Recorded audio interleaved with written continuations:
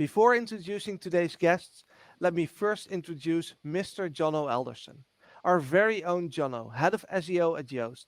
He's a remarkable person, a full-stack developer, digital strategist, and a marketing technologist. It is said that when Jono puts any connected UTP cable to his ear, Googlebot whispers to him. You hear that, Mr. Alderson?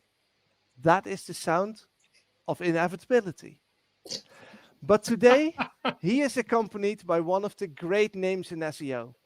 She started her career in search as the head of UK search partners at Yahoo, before founding her own agency, Erudite. Over the past 11 years and 11 months, Erudite has become one of the most respected technical and strategy-focused SEO agencies in the UK. And when this trained scuba diver dives into your company, you're going to notice, because her agency is routinely delivering over 500% ROI for clients every year.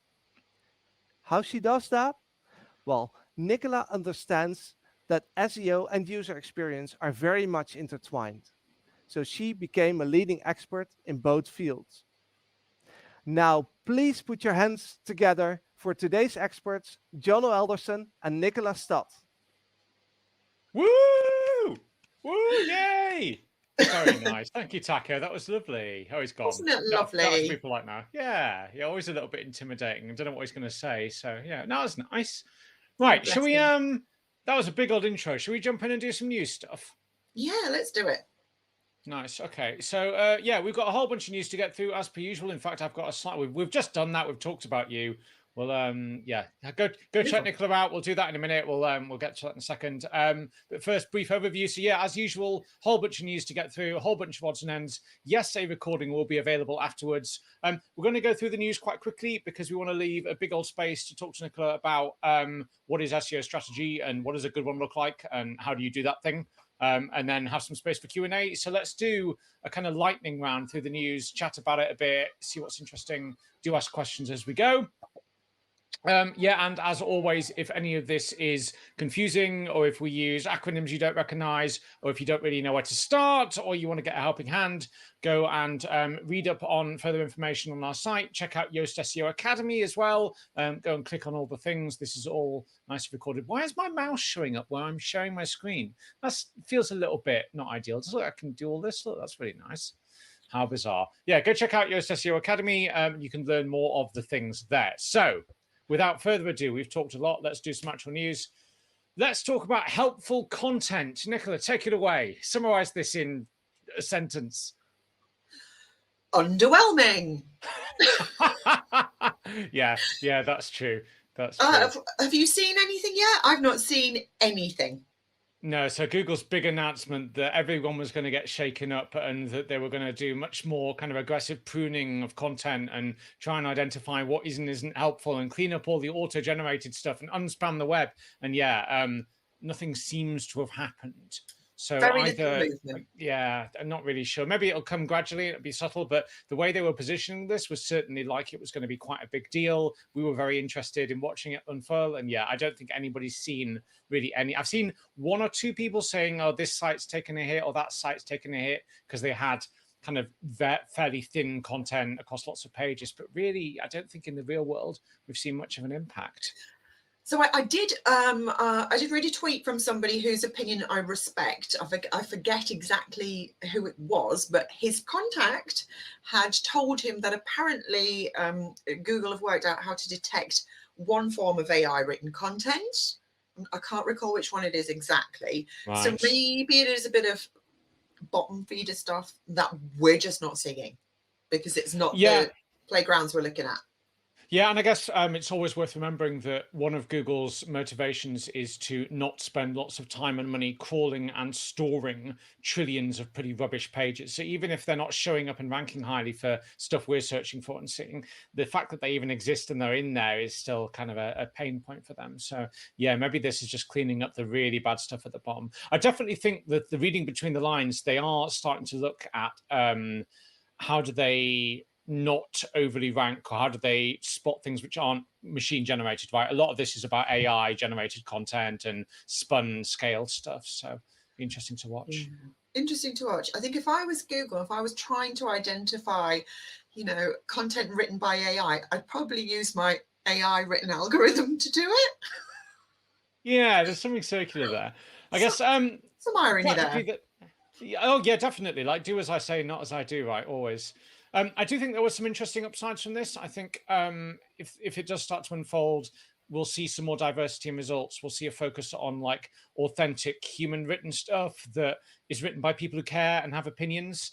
And I think that means fewer people kind of hiding behind admin usernames and anonymous publishing and actually writing content that is helpful. I think that can only be a good thing. It's so common to see just yet another page with yet another set of advice that is just kind of generic and unhelpful. I want to see content that real people cared about writing. So hopefully that will get rewarded more. We'll encourage that. All will be well.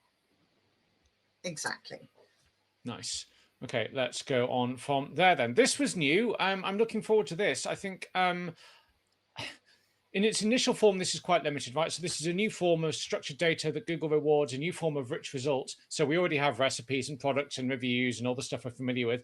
This is if you are editorially reviewing a product, you can say, here are the pros and cons. This is big and green, but it's slow and expensive. And those show up in the search results. I think this is quite niche. Like, this is only product editorial stuff. It's not if you sell it, it's just if you're reviewing it. But maybe we'll get more of this and it'll expand to other areas. I think that's quite exciting. Yeah, I'm waiting for. Have you seen any in the wild just yet? But I think Which, for example, this is a perfect sort of extension to whatever they're doing.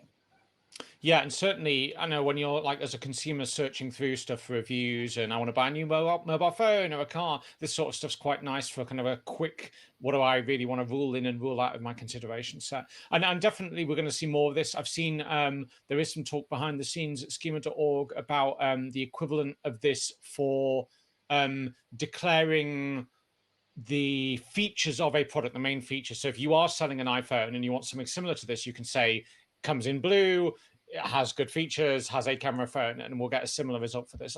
Doesn't exist in the wild yet, but it will do probably by this time next month. So watch this space.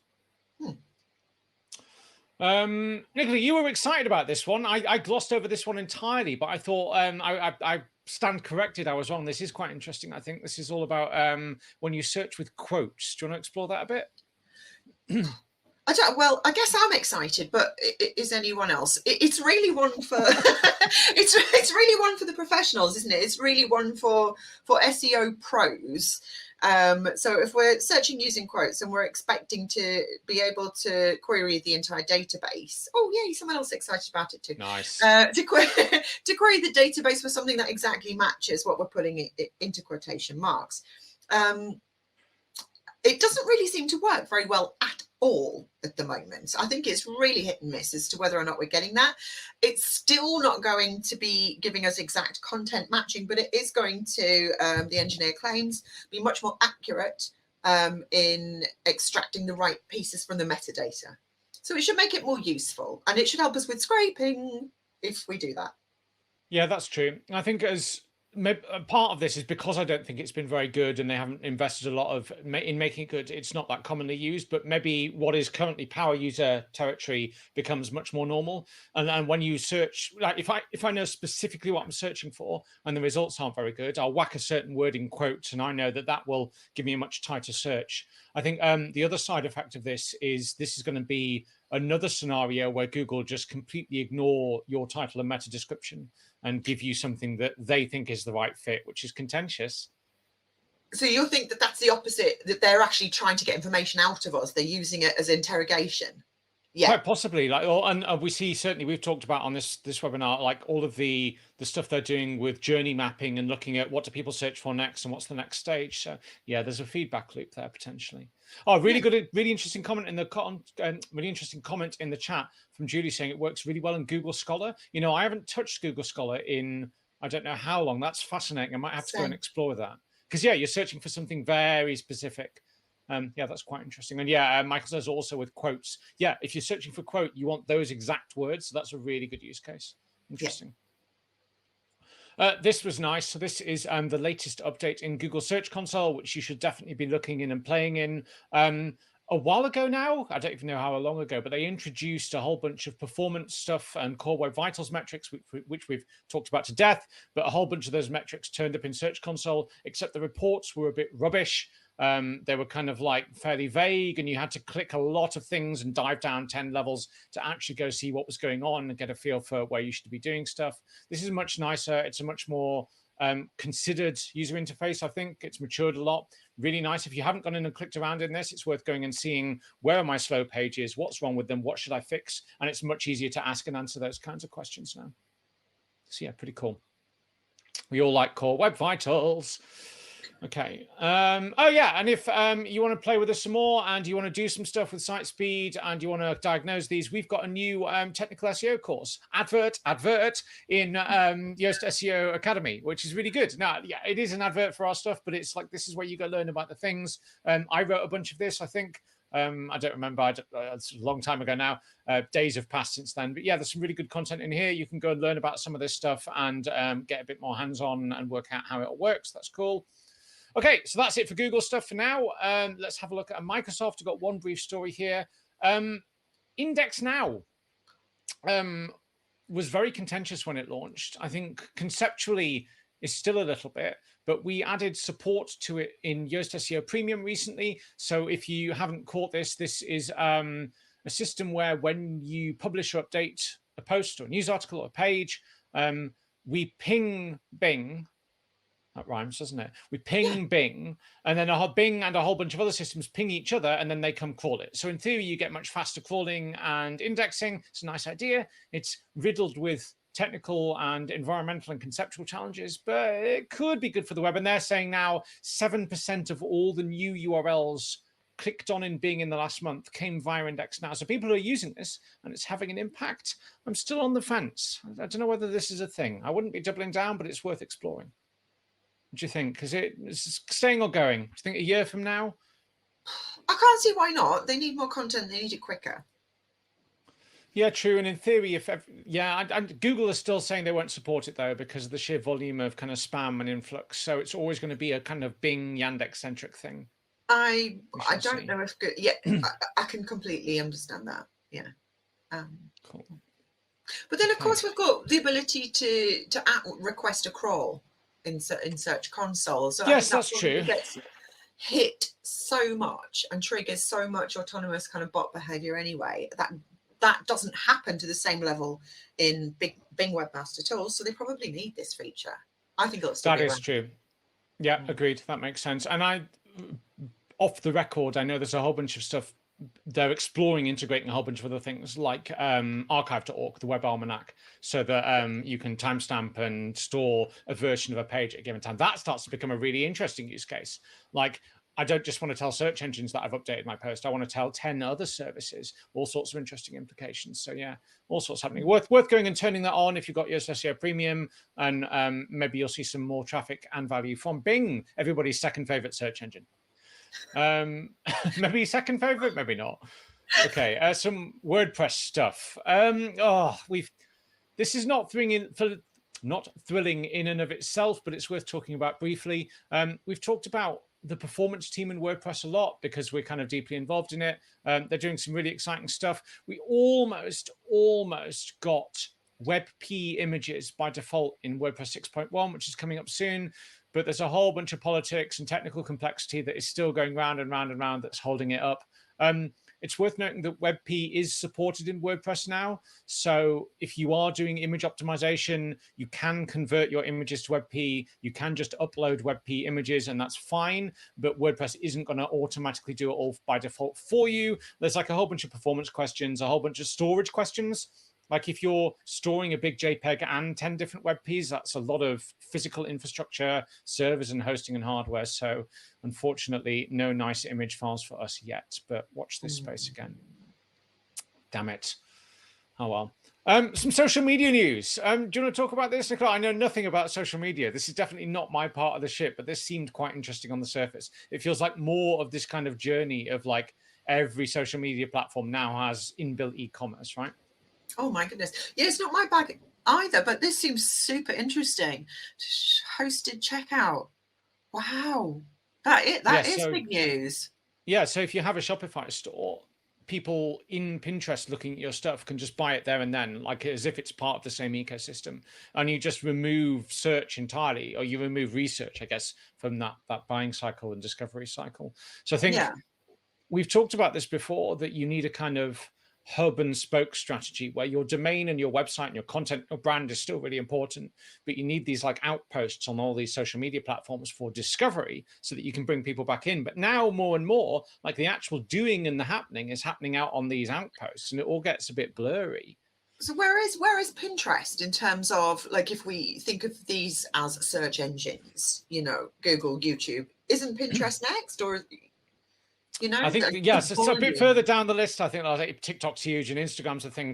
Pinterest down here somewhere, but yeah, still definitely relevant. I think Massive the question of what volumes. is a search engine changes, right? Because YouTube's like huge, TikTok's huge. These are eBay, Amazon are huge. It's These still are search search engines. engines. Yeah. Yeah. I think let's revisit this when we're talking about strategy, because like the where do you do your SEO? We all assume that should be my domain and website, but maybe it's a bit more complex than that. I think it is. Yeah. Interesting. Okay, we'll pick that up again. And speaking of TikTok, yeah, I've definitely missed the boat on TikTok, but that's something I need to address. So Google, TikTok are saying they are becoming the way that young people search. And Google have acknowledged this. They came out and did their own big study, and they said like 40% of young people, whatever that means, when they're looking for a place to go to lunch, or they want to buy some new shoes, or they want to read a book, they don't go to Google Maps or search or Facebook, etc. They go on TikTok and maybe Instagram, and they consume short form video. And this is huge. And if you maybe you've done a lot of thinking about this and you've said it doesn't make sense for me to have a strategy, but I suspect a lot of people have just gone, TikTok's scary, and not got as far as saying, what should my strategy be? Should I engage? There is so much huge growth here in short form video as a format. You have to be engaging, you have to be funny, you have to get in front of these audiences, because otherwise they discover your competitors. And at some point they end up buying something directly through Pinterest from their Shopify store. Nobody ever clicks on your website. So I think if you're not at least touching this yet, start, take the deep breath, wade in and play. So Lydia Infante, if you're not following Lydia on Twitter, follow Lydia. She's publishing tomorrow on Moz a massive study on this very topic. Nice. She's got some original source data from TikTok. I think it's something like 15,000 words long. It's a big piece of work. So keep your eyes peeled on that, and you'll be able to pull into that. That's awesome. Down on what's going on. I've just shared her Twitter bio. You can go through there and find her link tree as well, and some other bits and pieces. She's excellent. She's really, really cool. Big fan. Nice. Very cool. So yeah, something TikTok, something. Good luck. Okay, some other tech news from more broadly. So if you haven't played in this space yet, oh my word. So we've all been waiting for about 100 years for AI and machine learning to become a thing. And then suddenly overnight in the last few months, it feels like there has been a massive evolution and a step change. I've been playing in the last week with generating AI images with AI tools based on prompts that are stunning. And like the kinds of things that I might order for print in my home or use as a featured image in my blog post. There's an example here in the side that you can see, like a sailboat knitted out of blue yarn. This is tip of the iceberg stuff. I am so blown away by content generation and image generation and the intersect between the two. It feels like we're living in the future, and the implications are huge. Like the ability to tell real from fake, the ability to generate stuff on demand. I want to write a blog post. It's about cats on the moon. Here is a photorealistic picture perfect image that shows that, even though it's not real. This stuff, all these barriers to entry and creativity go away. I think it's phenomenally impactful, and we have no idea what the implications are. This is huge. Really interesting. Absolutely interesting. I think what's also really interesting about this as well is that young people don't care about whether something is human generated or whether it is machine generated. There is no distinction between reality and virtual reality. There's no kind of hierarchy. You'll find quite often that there's like a so what? It's the same thing. It is all the verse. That it's all our sphere of existence and knowledge and understanding. That's really interesting. Yeah, and again, the same with the TikTok thing, I guess, right? Is all it's tweet, but all of this moves faster and faster. And you need to adapt with that if you want to reach your audiences and convince them, convert them, etc. I guess the flip side of this is we started at the beginning by saying that Google is on the lookout for machine-generated content, and there are rafts and rafts and rafts of just terrible quality stuff at the bottom of the internet. So the takeaway from this definitely isn't go and systemize and automate writing a billion blog posts, because that is bad. And there is an interesting question about the role of AI and machine learning in content, and where it can be helpful and assistive and supportive rather than just shipping trash. So yeah, use with care. Cool. Okay. And then very briefly, some self-serving Yoast news, of which there's quite a lot. We've been busy bunnies. We had a whole bunch of new features in Yoast SEO Premium recently, including an emoji picker in our title, description, metadata stuff. So you can go and fill that full of happy smiling faces, which may or may not influence your click-through rate. Studies vary, but worth experimenting with. We launched a front-end SEO inspector, so you can go and visit the front end of your posts and go up to the top menu and launch a big sidebar thing that comes in and tells you all about your metadata, which is quite useful and quite educational. And then we've just launched a beta for our inclusive language analysis, which tries to spot if the words and phrases you're using might be offensive or exclusionary or upsetting or discriminatory. I think we're being a little bit careful with that, because if we get it wrong, it becomes problematic. It's quite opinionated in places, but I think this is bigger than SEO and quite profound. I'm really excited about this. Yeah, I think that's quite a big deal. And then some bits in Yoast SEO Free. We've got an integrations page that we've overhauled, some better schema improvements, a whole bunch of bug fixes and performance stuff. Go and have a play, look through our change logs. There's some shiny toys and tools. Very nice. Oh, and then local, very briefly, just because I'm a schema nerd, if you're using our local SEO plugin, we added support for civic structures, which are like churches and zoos and museums, which sit in a weird kind of spot in the schema structured data space. But now you can use all of those in the plugin, which is really, really cool. Okay. Right, let's get to the interesting stuff, because that was all very newsy. Let's do a screen change. How do I undo this? Oh, there we go. You can just kick me out. That's nice.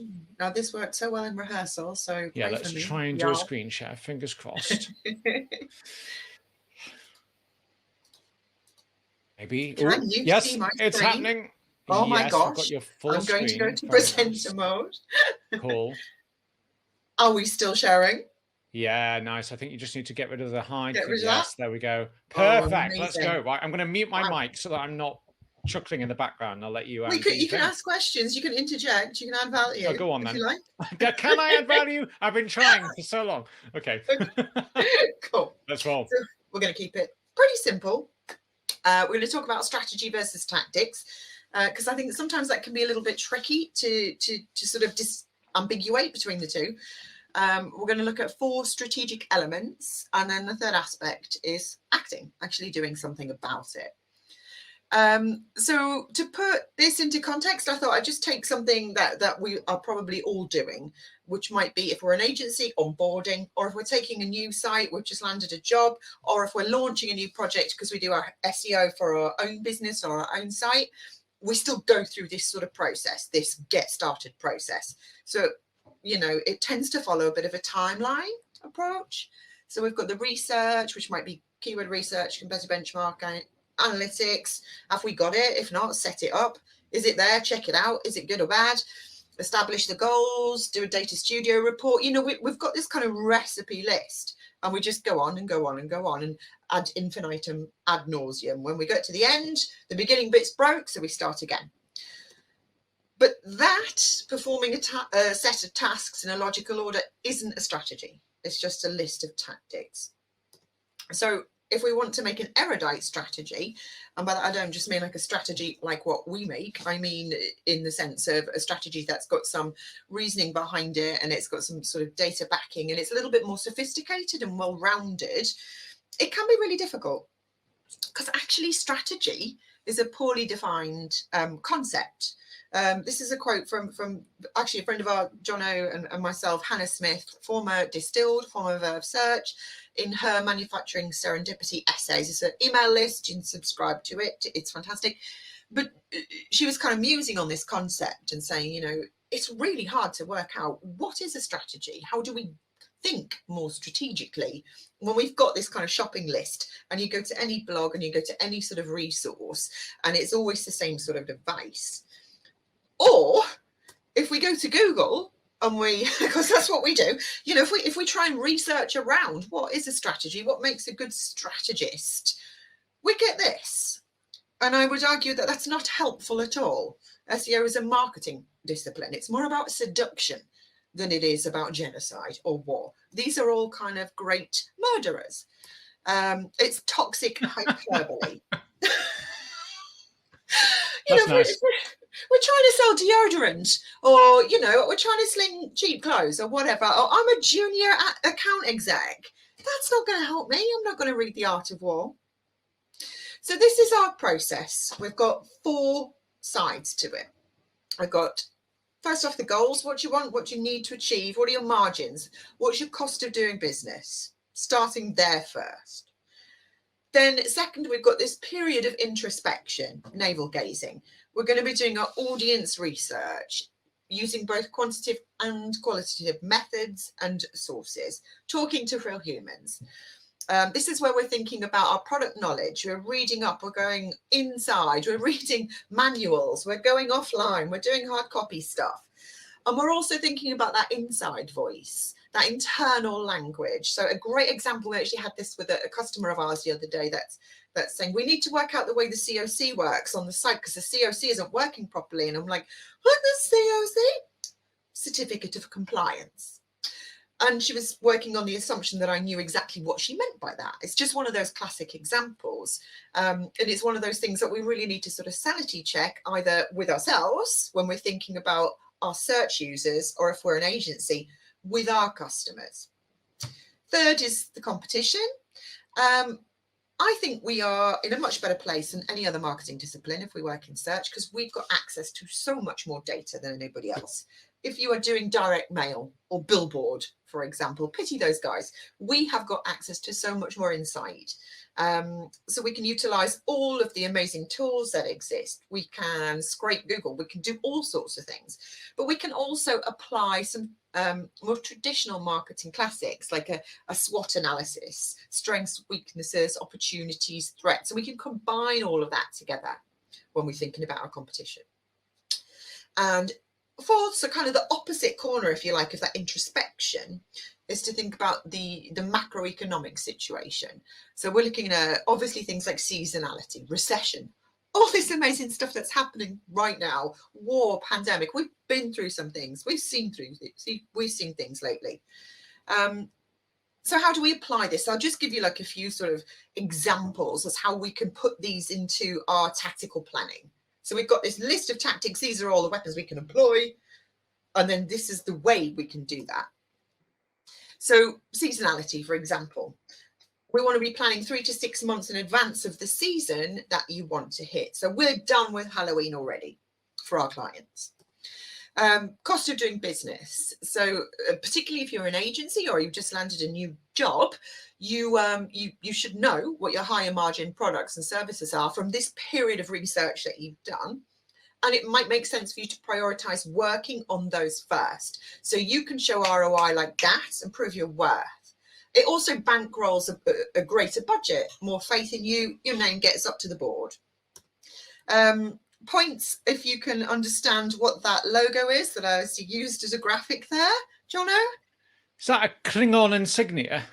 Yes. Excellent. I knew you'd get that. So yeah, check you're not using inside voice there.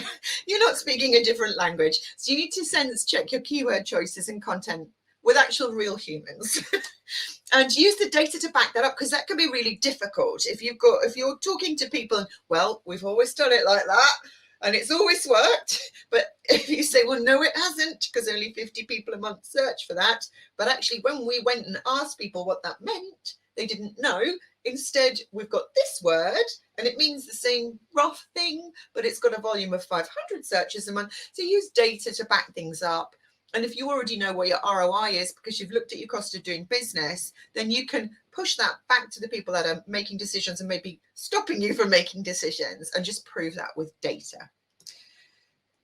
And just a final tip when it comes to being strategic, I mentioned earlier, as a marketing discipline, SEO is more like seduction than it is war. Hence the use of the Mad Men kind of image. But I think there is something that we can learn from the world of advertising and apply it to our more nerdy side of marketing, and that is framing our campaign. So these are some real campaign titles that we've given. We tend to work on, a year at a time strategy, or sometimes a 6-month strategy with our clients. So one client who had competition launching in the States, although we had some rankings in the US, we weren't that bothered because their physical premise is in the UK. But this year's strategy is all about us coming to America. That's what we phrased it as.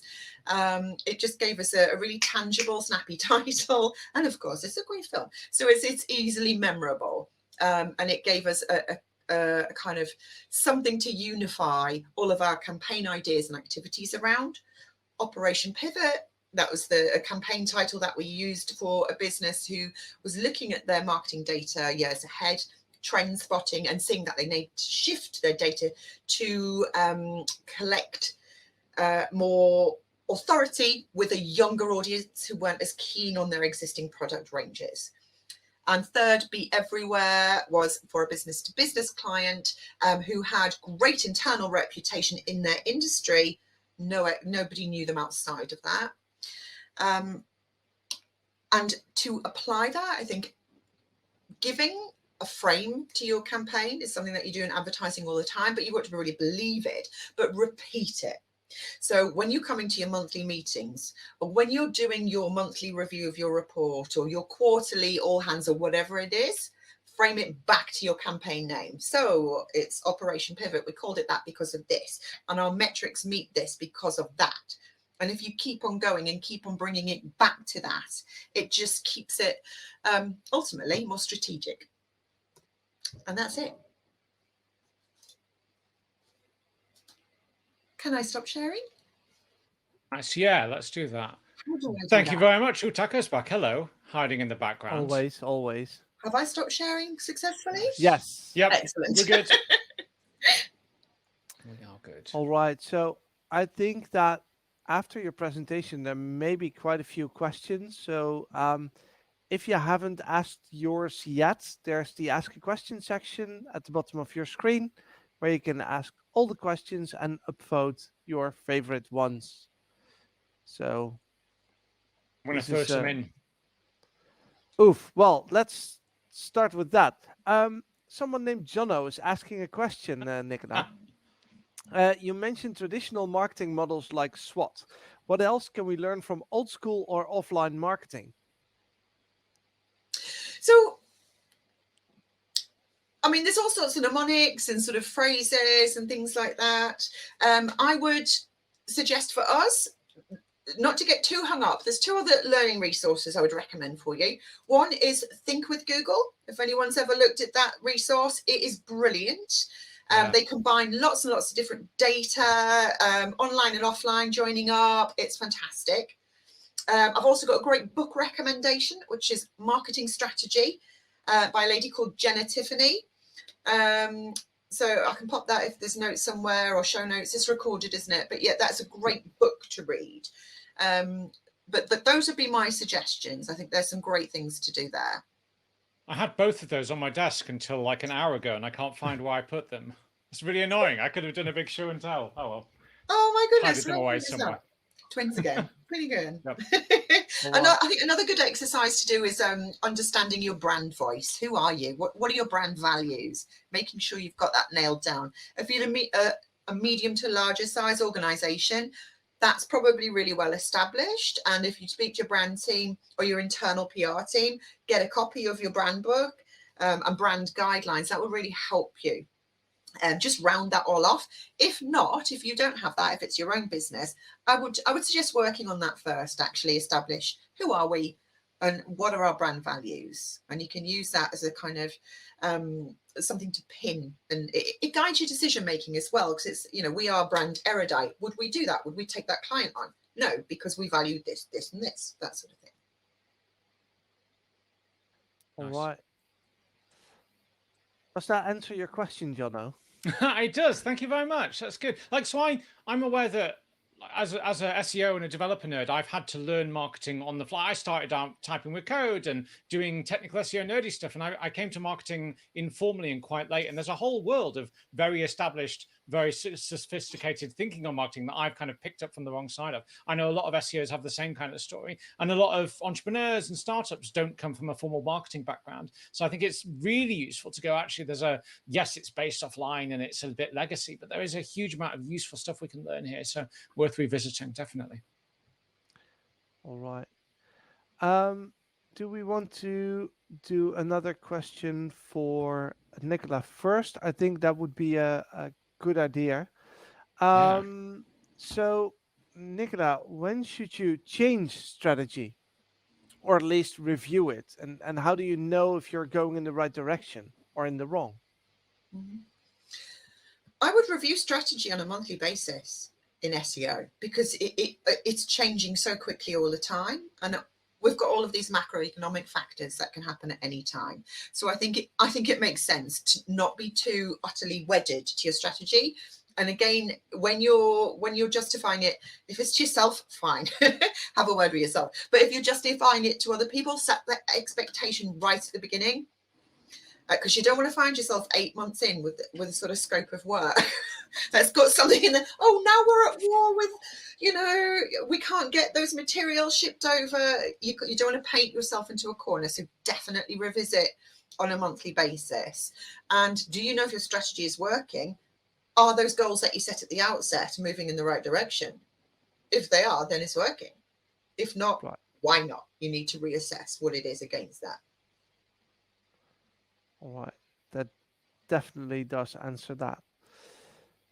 I see there's a question with a lot of upvotes that's related to, well, probably not even the news. I think it's a more general question.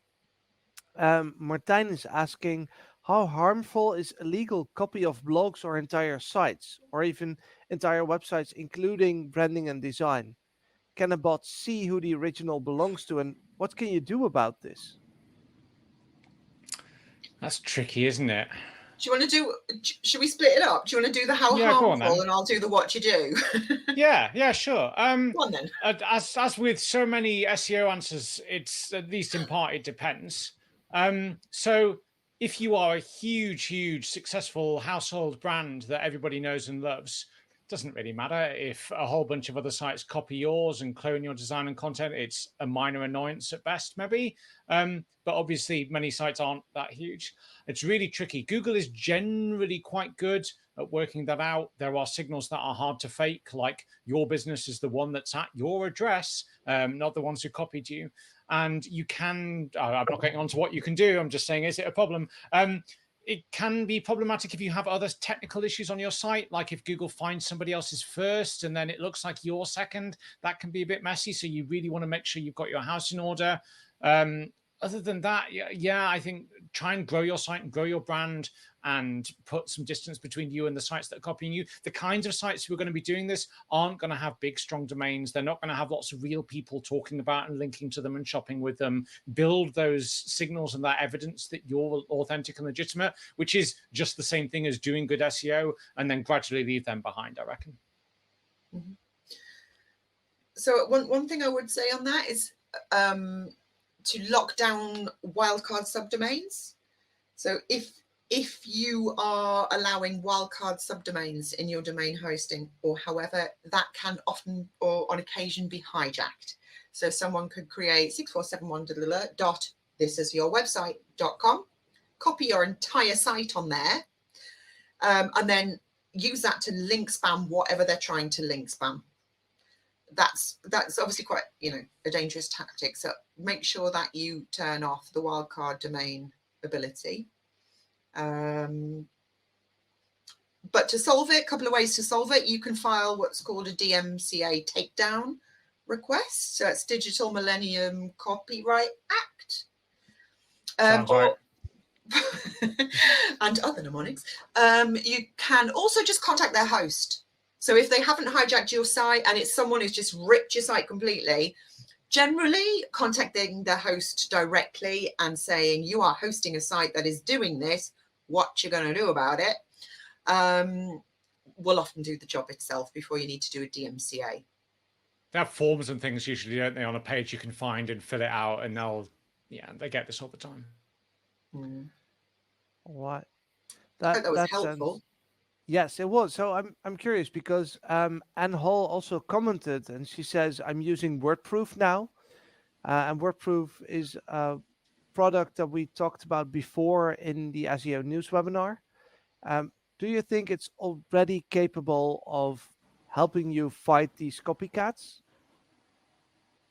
It's useful to prove that you were there first, right? You have, in theory, unforgeable evidence that your site had this page with this content on this state, which will definitely make something like a DMCA takedown request much easier. Like, part of that process for those kinds of forms, whether that's the host or the DMCA, is they're going to do a little bit of work to verify that you are who you say you are and that, yes, you've been copied. If you can show something verifiable that says, yes, this is definitely the case, it's going to make that much easier, faster, more reliable. So yeah, any ammunition you can throw at it, great. So what's WordProof? Is it like an encryption key that sort of dates and encodes you at its origin? I've not come across that. Yeah, it's based on blockchain, so it's Oh, stored in gotcha. blockchain. Yeah, So basically it's when you immutable. publish, yeah, it's immutable. Gotcha. Yeah. Cool. It's and there's a very nice plugin for WordPress that you can find at wordproof.io from the top of my head. All right. Another upvoted question by Michael is, I've started receiving video indexing issues. They only seem to tell me that the video share link is actually resolving to a different URL of that video. I am misunderstanding this. It seems like a waste of resources. Yeah, I've seen it. So Google recently, in the last week or so, updated Google Search Console with all of their new video reporting stuff. We mentioned it on the last webinar. We've had a whole bunch of these. I've been looking at them. The reports are messy and confusing and not very informative, as is so often the case with these. I see a bunch of examples where they show what look like warnings where actually you don't need to do anything. Like, if you have 3 videos on one page, which is not an unusual scenario, it will say, we can't work out what the main video is. Like, that sounds like your problem. There isn't a main video. Like, what's that even mean conceptually? Yes, there are scenarios where you have a main video, but quite often you've just got some videos. I would not worry about it too much. If there are explicit errors, go in and have a look. If you're running the Yoast SEO video plugin and you're getting warnings or errors, email or tweet me and I'll look at it. Otherwise, I spend a little bit of time, I think, digging around. But if it looks like it's just a bit unhelpful and the errors don't make sense, probably ignore them, maybe. All right. I saw a couple of questions relating to that, so same advice, I guess. Yeah, sounds like solid advice to just ignore the warnings. No, yeah, solve the errors, ignore weird warnings. Yeah. All right. Another interesting question is by Kate. She asks, are infographics, for example, from Canva, instead of written out content within the site, not picked up from Google search results, etc.? So I translate this to, can you rank in the search results with images, I guess? Do you want to explore this one, Nichola? I've got thoughts, but... Can do, I guess. So it depends on your objective, really, doesn't it? If you want to bring traffic from image search, I mean, what's the query? What's the query intent? What question are you trying to answer? If it's an infographic, maybe a flat image might not be the way that I would want to create content. If it was an infographic, I probably want to be using HTML to make that, you know, infographic. So it would be a rich piece of content rather than a flat image. So then it should be able to rank, and it should be able to be all fully indexable. But if the intent is an image, because quite often people are looking for pictures of something, then there's no harm in that, because you might be able to, it's less competitive as well. You might be able to get a ton more traffic I wouldn't rule that out. It's all about the intent, understanding what the query intent is and why you want to answer it.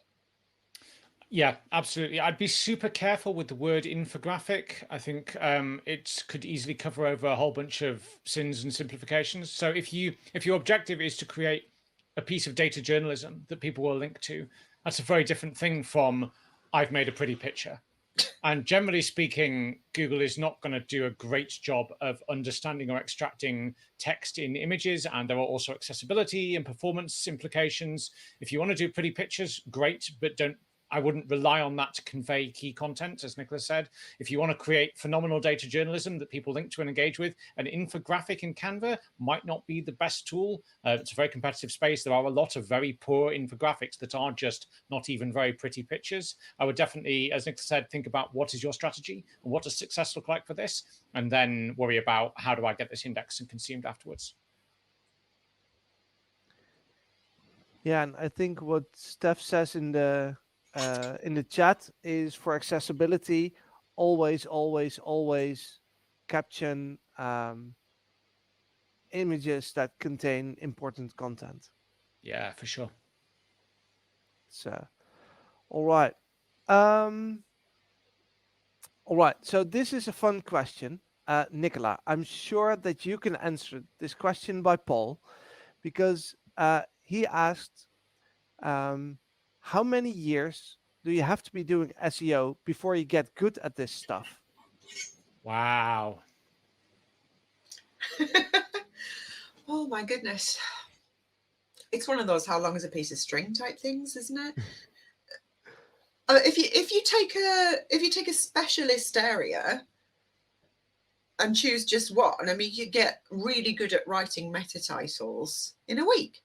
Do you know what I mean? If you want to get really good at everything and stay on top of it, it does take a number of years, I would say. If you would call yourself, a full service, full stack SEO, I do absolutely all of those bits, from strategy, from, coding, for all of the things that can be considered SEO, which has become quite a broad church. It does take years. The analogy I like is to do you want to be a painter and a decorator and a plumber and an electrician and an architect and an interior designer and yada, yada, yada. And yeah, one of those is a vocation, but covering all of them well enough to not do something stupid like electrocute yourself or set a gas main to light, you've got to get good enough. And that is a lot of work and investment. And then to stay on top of all of that is a huge amount of work. So yeah, as much time as you can throw at it, I guess. That's a great analogy. But I think also having the confidence to know and to say that you don't have to do everything. We don't do link building, for example, in my agency. We don't touch it, don't care about it. That's not what we do. Nice. You don't have to be good at absolutely everything that comes under SEO. You can specialize and be really good at the bits that you do. All right.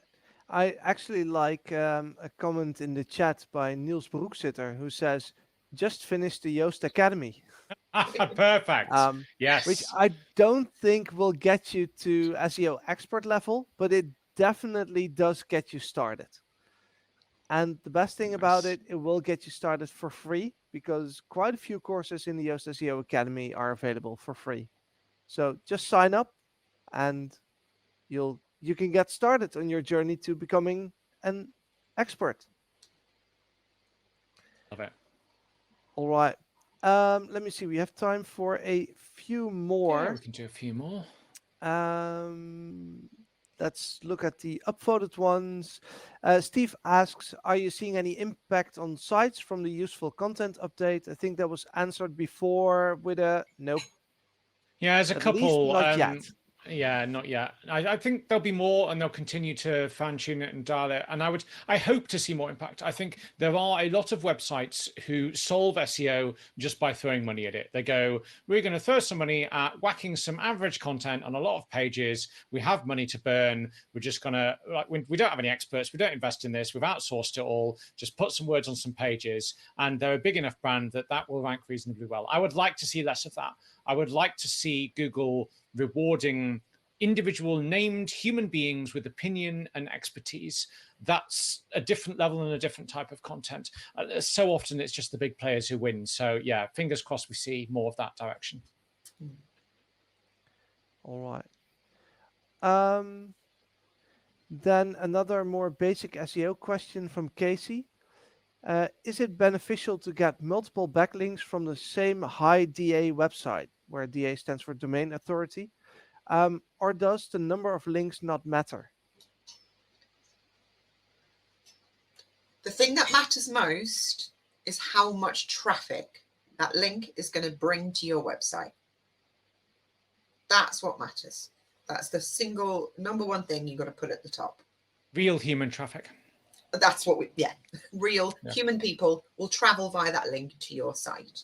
So to answer the question, if it happens that, so the Guardian website, if it happens that the Guardian website has a high DA, which is just a proprietary metric, getting 10 links from the Guardian in different pieces would be brilliant, because that's a kind of real world scenario. So it's not so much about the metrics or the number or any of that. I wouldn't think about it in those terms. I'd think about it more in human terms, because that's what Google's trying to do algorithmically, is determine what it looks like to us as real humans in terms of trust and in terms of signal. Love it. Ignore all the metrics. They are all designed to sell you links. And tools. Yep. All right. So final call to everyone listening. If you have a question and you want to ask it, put it in the Ask a Question section now, because we only have 6 minutes left. So be quick. I'm sorry. Anna made a perfect comment in the chat.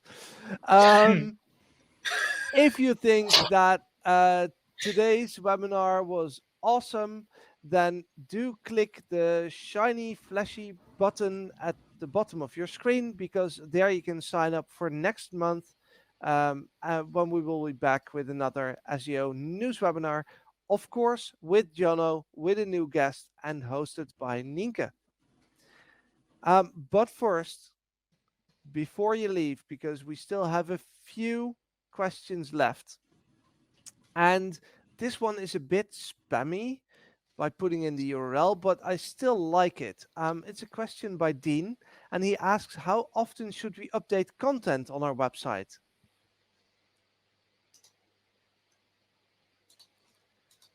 Is that daily? Is that monthly? How often should one update content? I guess people have different types of content, right? They have blog posts they wrote 10 years ago. They have about pages, which are kind of evergreen. They have stuff that they published yesterday. Some of that should be constantly updated and always on point. Some of it can quite happily languish, and doesn't make sense to update it for the sake of it. There's a kind of oversimplification that people throw around a lot, that you should be updating stuff all the time to show Google that you're relevant and up to date. I think turn that around and just make sure that your stuff is relevant and up to date. Sometimes old stuff is fine and doesn't need touching. Some stuff that's topical should be up to the second. It's really going to depend on your strategy and the kind of content that you've got. But certainly more than you're doing at the moment, go through and revisit old stuff, check that it's still on point, check that stuff hasn't changed, check that stuff isn't out of date. The world changes, facts change, opinions change. Go and update stuff so that it's right, but don't do it for the sake of updating stuff. I would looking at the site, so it looks like it's a charity. You're looking for donations, I'd imagine, Dean. So you should update content as frequently as you possibly can to share those human stories, to encourage people to donate, because I'm imagining that's your ultimate goal. So update as many stories as you have. Keep on sending them up. All right.